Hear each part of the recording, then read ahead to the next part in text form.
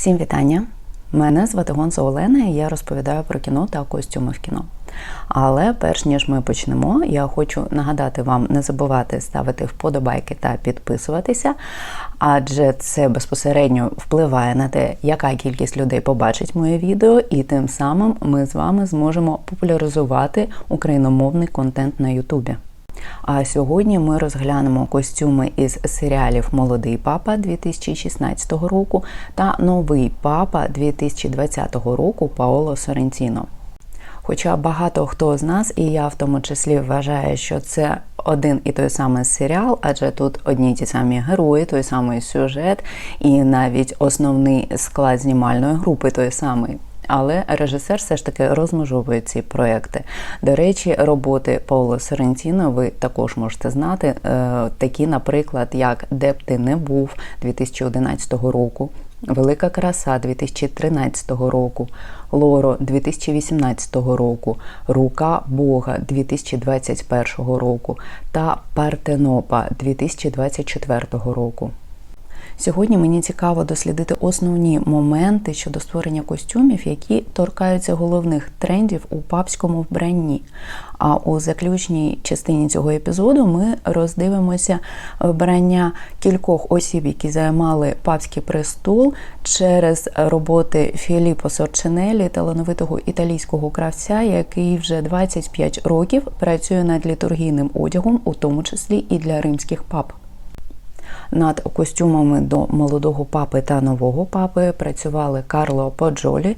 На сьогоднішній день він президент Італійської асоціації стенографів, костюмерів та декораторів. І також він відомий за такими фільмами, як «Брати Грім» 2025 року Террі Гільяма, «Молодість» 2015 року того ж Паоло Соррентіно, «Тінь Караваджо» 2022 року Мікеле Плачідо та серіалом «Гепард» 2025 року Річарда Варлоу. А також художник по костюмах Лука Канфора, який також розробляв костюми для фільмів «Два папи» 2019 року Фернандо Мейреліша, «Прекрасна гра» 2024 року Трешерок та «Партенопа» 2024 року. На жаль, під час зйомок останнього фільму Лука трагічно загинув, залишивши після себе репутацію талановитого художника по костюмах. Коли Поджолі та Канфора взялися за цей проєкт, а це далеко не перша їхня співпраця із Паоло Соррентіно, вони підійшли до цього проєкту дуже відповідально. Як казав в одному з інтерв'ю Поджолі, він почав з того, що уявляв Ленні, якого грає Джуд Лоу, як людину, що з самого початку презентує себе як сучасного папу, а далі він розмежовує те, що носить як людина, і те, що церква нав'язує йому репрезентувати. Папське вбрання – це єдиний тип одягу, який залишається практично незмінним вже понад 2000 років. Всі папи, включаючи і сьогоднішнього папу Льва XIV, носять вбрання, яке має відголоски того, що ми можемо бачити на картинах Джотто, Рафаеля та Караваджо. Коли Ленні починає демонструвати повернення до традицій, тут художники по костюмах надихалися вбранням пап від середньовіччя до наших днів. Через те, що Поджолі живе у Римі, йому доволі легко було побачити, що саме носили папи протягом усієї історії католицької церкви. Варто було просто піти у музей Ватикану, що зберегли всі регалії, або надихнутися картинами чи скульптурами в одній із сотень церков усього періоду історії. Головне – тримати у фокусі традиційне вбрання, яке очікується від папи. Він носить біле, це символ чистоти, а його вбрання включає в себе туніку, що називається альба, сутану із 33 гудзиками, що символізують вік Христа, нагрудний хрест та знакову печатку рибалки. Спочатку Ленні постає як легкий і новаторський папа, і це видно через його одяг білий без вишивок. Але у ході його внутрішньої трансформації це видно і через одяг. Яскравий приклад ми бачимо у сцені, коли він постає перед кардиналами у Сикстинській капелі. Його мантія натхнена мантіями середньовіччя, а також він носить тройну тіару, яку по сюжету він потім нібито відсилає до Вашингтону. Трошки історії. Оригінальну тройну тіару носив папа Павло VI під час своєї коронації у 1963 році. Її виготовили італійські майстри, вона важила 4,5 кг, була заввишки 41 см і була виготовлена із срібла та прикрашена золотими діадемами. У 1968 році папа пожертвував її Національному собору непорочного зачаття у Вашингтоні, а також він заборонив усім майбутнім папам носити тройні тіари через те, що вони дуже важкі.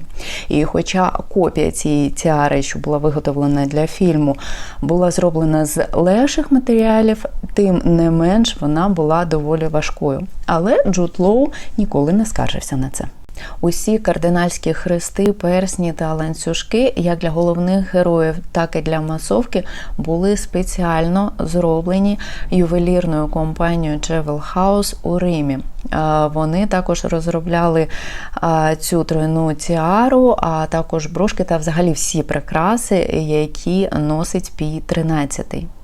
Jewel House також розробила і персні, так звані печатки рибака для персонажа Джуда Лоу. Вони відтворили кілька реплік доби відродження, також репліки 18 століття і перстень Пішкаторі.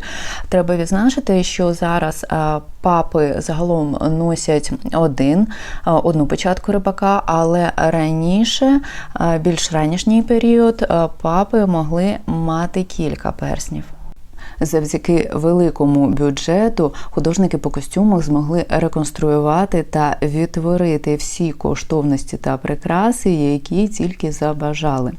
А уся вишивка на Пії XIII, починаючи від мантії і закінчуючи взуттям та мітрами, була зроблена у майстерні на кіностудії Чінічіта. Також тут допомагала ще одна майстерня із чудовими традиціями – Сарторія дель Борго, що навіть зараз робить одяг та прикраси для духовенства Ватикана. Їхні консультації були дуже цінними для художників по костюмах, адже завдяки ним вони дізнавалися про деталі виготовлення одягу для пап, кардиналів та єпископів. Кожне вбрання, яке носить Пій XIII, має певні посилання до різних пап в історії. Навіть коли відтворювали певних особистостей, починаючи від засновника католицької церкви святого Петра і закінчуючи постаттю Іоанна XXIII, які Лені бачить у видінні, тут Паоло Соррентіно зауважував, що треба дотримуватися усіх історичних деталей. Саме так працювали художники по костюмах, вони вивчали оригінали і дотримувалися цього всього, наскільки це було можливо, а коли це було не досить можливо, вони підключали увагу, щоб підкреслити певні деталі. Це стосувалося рукавичок, взуття, різ, мірт, які Лені надягає на месу. Але щодо тройної тіари з Вашингтону, то тут доволі ретельно вивчали оригінал, щоб відтворити точну копію. До речі, вишиті вручну мантії та мітри можуть вважатися цінними ювелірними виробами через те, що компанія Сваровський надали тисячі своїх камінь для того, щоб можна було прикрасити одяг у цьому серіалі. Виготовлення кожної мантії займало щонайменше місяць, і усе каміння було пришите вручну. Намагалися все робити традиційним способом настільки, наскільки це можливо. Загалом одяг у серіалі – це суміш як новаторських ідей, так і старовинних речей, деякі з них навіть датуються 18 століттям. Що ж до одягу інших персонажів, то тут дотримувалися традиційних правил. Для кожного персонажа одяг був пошитий окремо. але були певні цікаві персонажі, такі, наприклад, як кардинал Ваєлло, які просто благали про певні вольності. Наприклад, цей кардинал носить персні та хрест із рубінами та діамантами, вони не справжні, але тим самим цей персонаж коштовностями намагається підказати, наскільки він впливова людина у церкві. Коли він повертається додому, ми також бачимо його розкішний одяг, його піжами, але цікавий факт через те, що він просто пристрасний вболівальник футбольної команди Наполі, у нього є футболка, їх офіційна форма, у якій він і дивиться футбольні матчі. Цей момент був спеціально прописаний Паоло Соррентіно. Для серіалу виготовили не тільки сотні нарядів, але й робили копії для них через те, що іноді цього вимагали зйомки на різних міжнародних локаціях.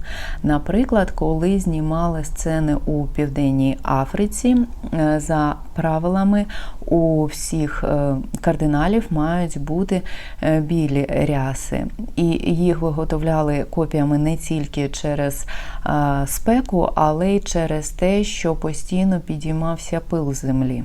А для персонажа Джуда Лоу взагалі зробили 10 вишитих тунік через те, що Джуд дуже часто потів, і його одяг потрібно було змінювати взагалі кожні 30 хвилин.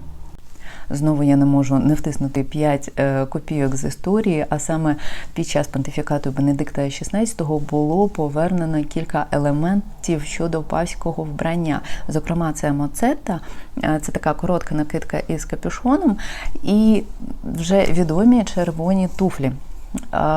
Від цього вбрання відмовилися під час Другого Ватиканського собору, що проходив на початку 60-х років. Тоді церква взяла курс на лібералізацію та демократизацію. Але після нього був папа Франциск, який, да вибачить мене за це формулювання, чхати хотів на ці нововведення і повернення елементів. Він не носив червоні туфлі і він відмовився від моцети. Але на червоні туфлі звернув увагу персонаж Пій XIII у цьому фільмі. Папа Пій XIII мав аж 2 пари червоних туфель.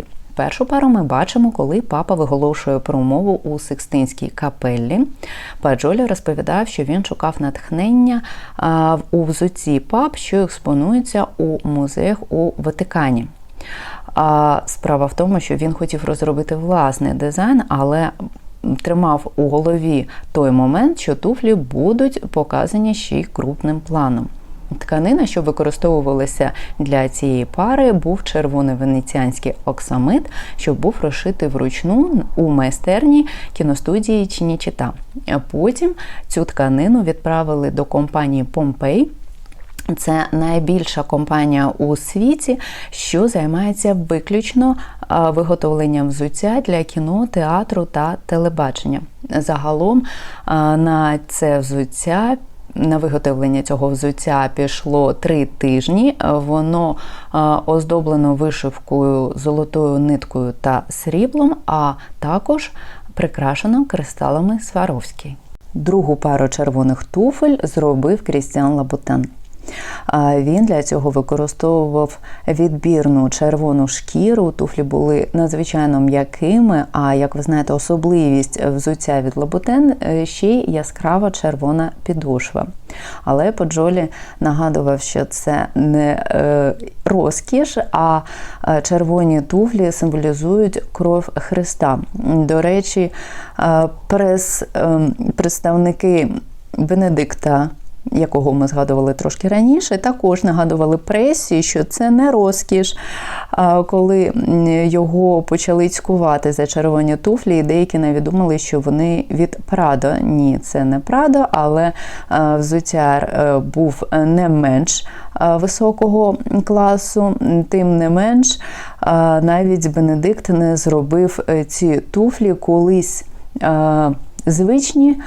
звичними для сьогодення. А коли Їх потрібно було використовувати на знімальному майданчику. Я маю на увазі туфлі від Крістіана Лабутена.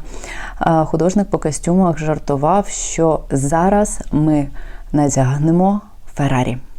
І а вже ж ми не можемо не згадати Джорджо Армані, який є шанувальником творчості та взагалі близьким другом Паоло Соррентіно. Він розробив низку нецерковного одягу та аксесуарів. Зокрема, Джуд Лоу надягає сонцезахисні окуляри від Армані. Як казав Паджолі, їм ще потрібно було одягнути із стриманою елегантністю цивільних осіб, що обертаються навколо Ватикану, як, наприклад, менеджерка з маркетингу Ватикану, яку грає Сесіль де Франс. Тож Джорджо Армані розробив та надав дуже елегантний одяг їй та іншим акторам, зокрема Стефано Акорсі, що підкреслило характер та особливості персонажів цього серіалу. Але мій особисто улюблений предмет цього фільму – це футболка сестри Мері, на якій написано «Я не займана, але це стара футболка». Сестра Мері вірна, покірна та мовчазна, але водночас, коли її штовхнути трошки, вона гостра на язик та доволі владна жінка. У сцені, коли вона відкриває двері, а на порозі папа, вона сором'язливо дивиться на футболку, розуміючи, що там написано, але, здається, доволі спокійно себе почуває у цьому вбранні. Вона жінка Божа, але це не відхиляє той факт, що вона може мати почуття гумору. І погодьтеся, це доволі класний момент у серіалі. Треба і собі, напевно, таку замовити.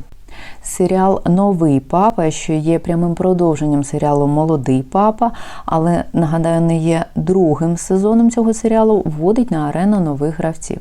Після того, як одна операція на серці змінює іншу операцію на серці Ленні, але так і не приводить його до життя, Ватикан вирішує обрати нового папу. Коли Камфоре та Паджолі пройшли сценарій, вони зрозуміли, що тут треба буде доволі багато працювати. Адже герої настільки змінюються, що їх характери тепер вимагають зовсім іншого типу костюмів, і їм потрібно буде рухатися в абсолютно різних напрямках. Окрім того, для цього серіалу потрібно було ще розробляти набагато більше костюмів для масовки, особливо для представників духовенства. Тож для художників по костюмах стояла задача розробити близько 9 тисяч костюмів лише для статистів. Це для них був величезний виклик, але не менш цікавий. Сер Джон Бренсон, якого чудово зіграв Джон Малкович, дивакуватий єпископ, якого насправді мало цікавлять ці мантії і комірці. Натомість він обирає гардероб із чудових костюмів, пошитих на замовлення. Паджолі та Канфора казали, що коли вони розробляли стиль цього персонажа, вони шукали натхнення у британських аристократів, митців та поетів, у певних неординарних постатях, які були б співзвучні із гучною юністю нашого Джо Бренсона. Як референси були взяті Оскар Уайлд, герцог Віндзорський і навіть Девід Боуі. А димчата підводка Малковича – це деталь, яку особисто у сценарій вніс Паоло Соррентіно. Одяг Бренсона до того, як він офіційно стає папою Іоанном Павлом III, складається із 50 предметів. Всі вони були розроблені італійським брендом чоловічого одягу Чезаре Атоліні. За словами Паджолі, це один з останніх брендів, що займається виробництвом чоловічих костюмів вручну. Хвилинка історії. Цей бренд був заснований 95 років тому, у 1930 році в Неаполі, і заснував його Вінченцо Аттоліні. Зараз цим брендом керують його прямі нащадки Джузеппе та Масіміліано Аттоліні, і цей бренд залишається однією із 5 мануфактур, що шановані своєю традицією ручної праці. Рукава, коміри та петлиці обробляються виключно вручну, там немає жодного машинного стібочка. І загалом на кожен вироб цієї фірми уходить до 28 годин ручної роботи. Вони надали розкішні тканини, зокрема кошемір, що був зроблений у Шотландії. Коли Джон Малкович приїхав на примірку, він був просто в захваті від якості тканин та від якості самого одягу, розповідали художники по костюмах. Релігійні облачення у новому папі не зроблені так, щоб вони виглядали як справжні, бо вони насправді справжні. І вони були отримані за допомогою кравецького дому під назвою І Сарті дель Борго, який спеціалізується на одязі єпископів, кардиналів та папської швейцарської гвардії. І, як я вже казала, ще у першому сезоні художники по костюмах співпрацювали із цим кравецьким домом. Бренокс продовжує носити вдома, навіть коли він вже став папою, певні речі, які доповнюють його природну елегантність, зокрема чарівні кімоно. Вони ніби його друга шкіра. Усі халати були зроблені у майстерні Паджолі, а деякі з них навіть у співпраці з британським виробником одягу New & Lingwood. А найулюбленіший з цих халатів та кімоно – це був червоний халат, який вони з Камфора разом пошили. І особливість цього халату була в тому, що він бордовий, він з бордового шовку та з малюнком янголів, зробленим золотом. Особливість цього кімоно в тому, що цей малюнок наносився старовинною ремісницькою технікою. Там брали дерев'яні форми, які спеціально вирізали вручну через малюнки, щоб зробити копію малюнків цих янголів. І це розроблялося 2 літніми венеціанськими майстринями, які погодилися на цю роботу, а вона в них зайняла аж 2 тижні. Погодилися тільки через те, що обидві дуже люблять Малковича. У серіалі знов з'являються червоні туфлі від Крістіана Лабутена, але на цей раз у Джона Малковича. Лабутен їх цього разу зробив не з червоної шкіри, як у Джуда Лоу, а з червоного шовкового дамаску. Цього виявилося достатньо для дитячої, але заздрості Джуда. Коли актори зустрілися на знімальному майданчику і обидва були в образах папи, Джуд подивився на ці червоні лабутени, а потім подзвонив художникам по костюмах і сказав: «Я заздрю, у мене не такі гарні туфлі, як у Джона».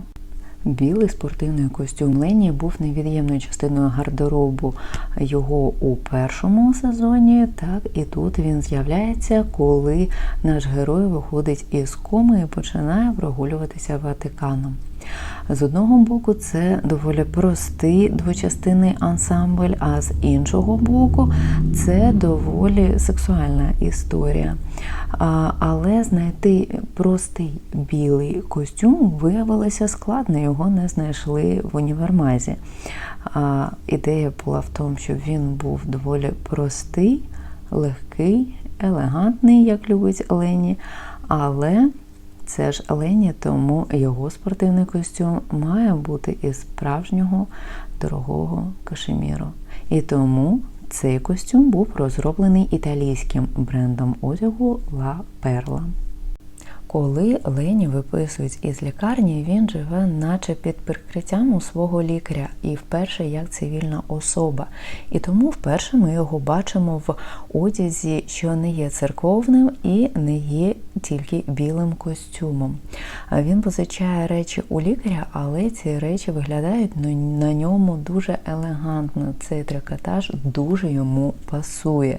І в котрий раз він виглядає доволі контрастно із кічевим виглядом героя Малковича. А вже ж над деякими з цих речей працював знову великий друг та шанувальник Паоло Соррентіно Джорджо Армані. Нагадаю, він працював і над одягом для цивільних осіб, і в серіалі «Молодий папа». А вишенкою на торті серед одягу у цьому серіалі стала річ білого кольору. Як ми пам'ятаємо, це символ чистоти. А я маю на увазі, що це частина купального гардеробу Лені. Так, це його білі плавки, і вони були також із колекції Армані. І ось коли ми розглянули основні моменти з серіалів щодо одягу, я не можу не розповісти вам про кравця, який шиє одяг для справжніх пап, і це Філіппо Сорчинеллі.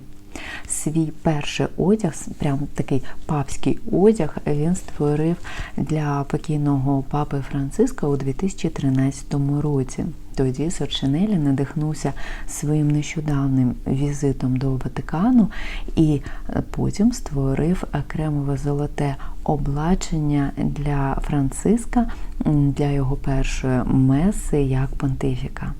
Сорчинеллі – італійський митець, що виріс у родині кравців та швачок. У 13 років він почав грати на органі, а трошки пізніше вступив у Папський інститут духової музики. Окрім музики, його почав цікавити і релігійний одяг. Пізніше він почав вивчати історичне ткацтво та сакральне мистецтво в Інституті тканин у Прато.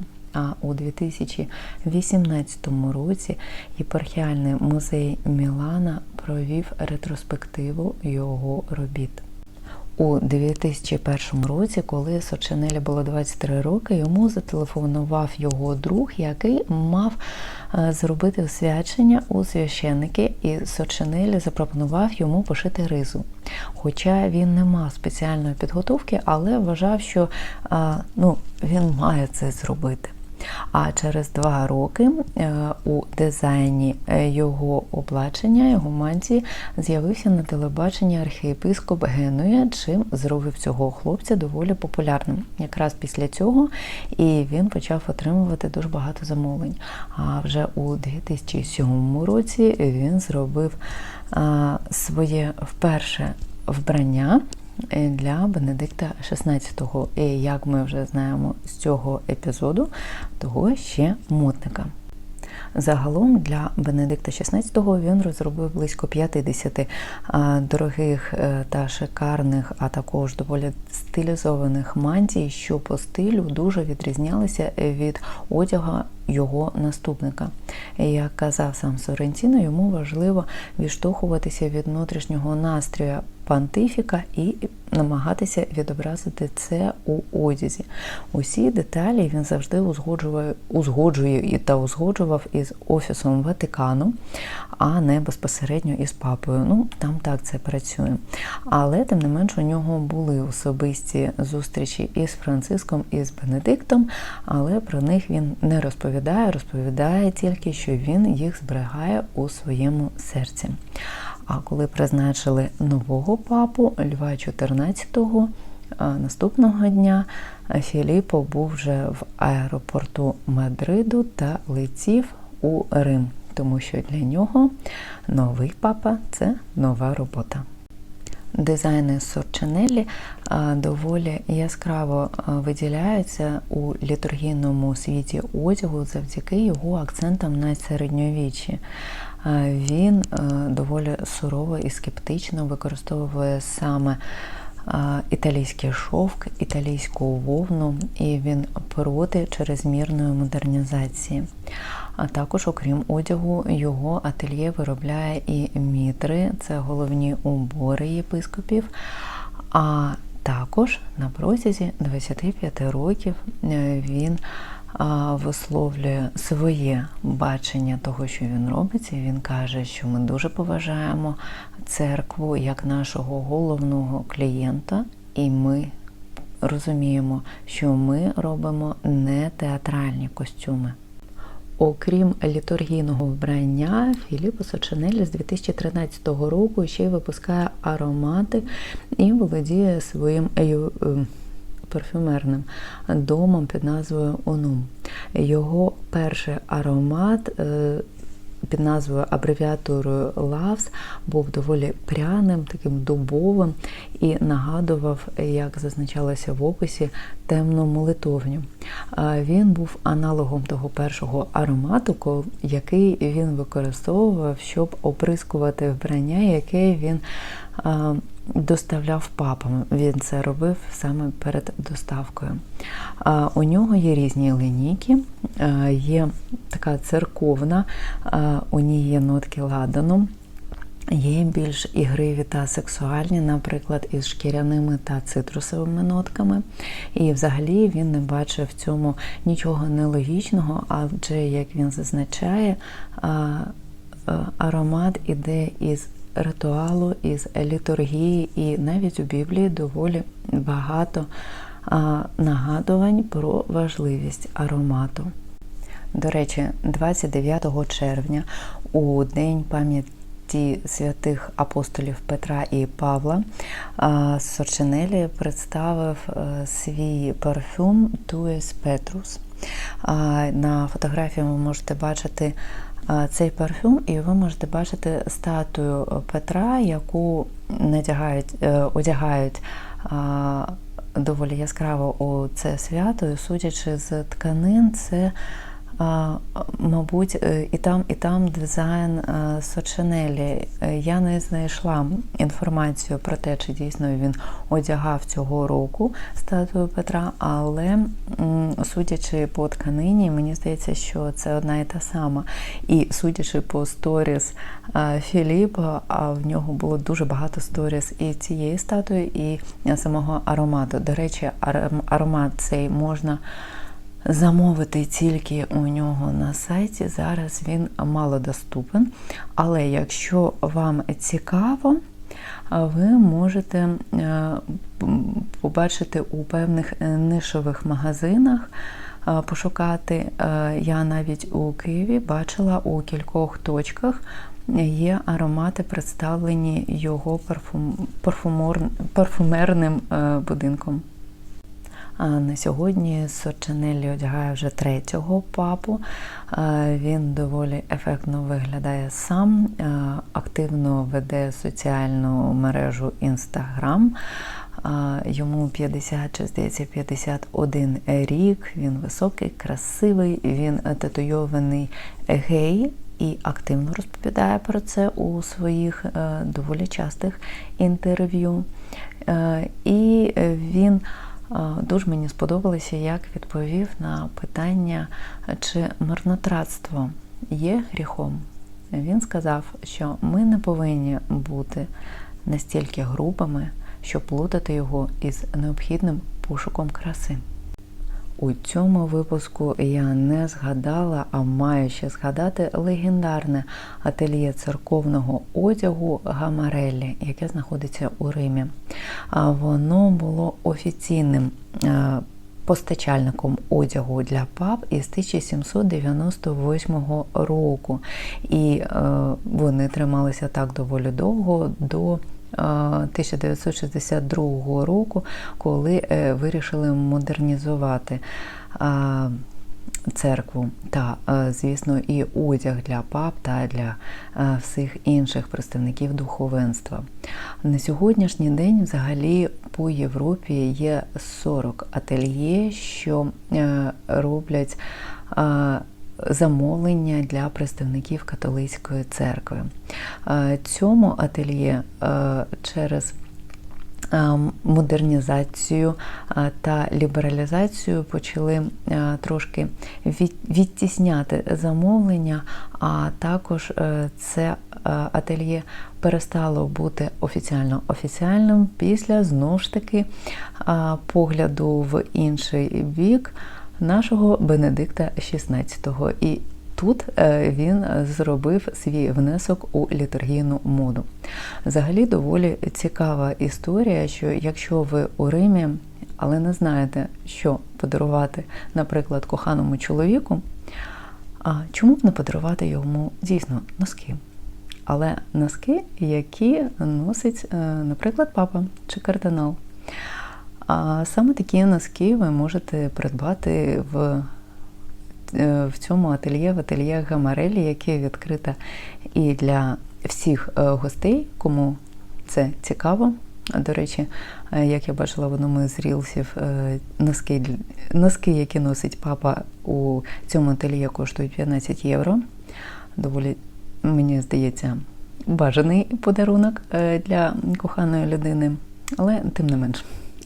Дякую, що дивилися цей випуск, дякую, що були зі мною. Якщо вам цікава тема літургійного одягу, не забувайте, у мене був випуск «Конклав», я тут прикріплю силочку.